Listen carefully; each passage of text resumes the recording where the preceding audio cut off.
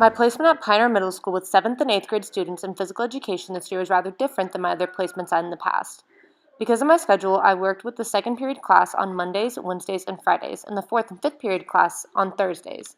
I had to try to learn as much as I could about at least 100 different kids as fast as I could. Things like names, learning disabilities, mental or physical, and most importantly, their own personalities. I constantly thought to myself, how am I going to get through this? My biggest problem with this class was keeping them on task.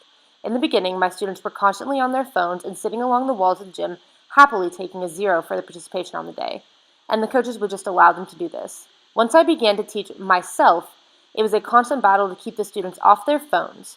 But as I learned what games and activities my students loved the most, I began to incorporate them into my lessons each week, which got them participating way more. By my last week, I only had one student I would have to tell to get off their phone, and only one other student that would sit along the sidelines, and I saw this as a major accomplishment. I learned my students just want someone to pay attention to them. The more attention I would give them, the more attention they gave me. As I took the extra time to work with those who would struggle to achieve goals or simply not even want to make the attempt, the more they would listen to my instructions the first time around and not cause trouble with other students.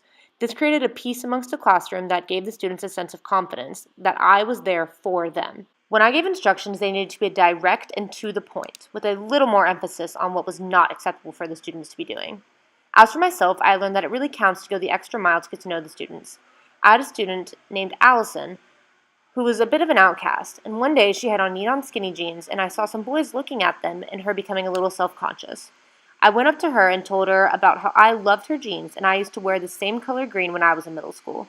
The next 4 weeks, every Thursday when I would see her, she had on a different pair of neon jeans, and on my last Thursday, she ran into the gym dressed in head-to-toe neon and said, "I know it was your last day, so I wanted to wear all neon just for you."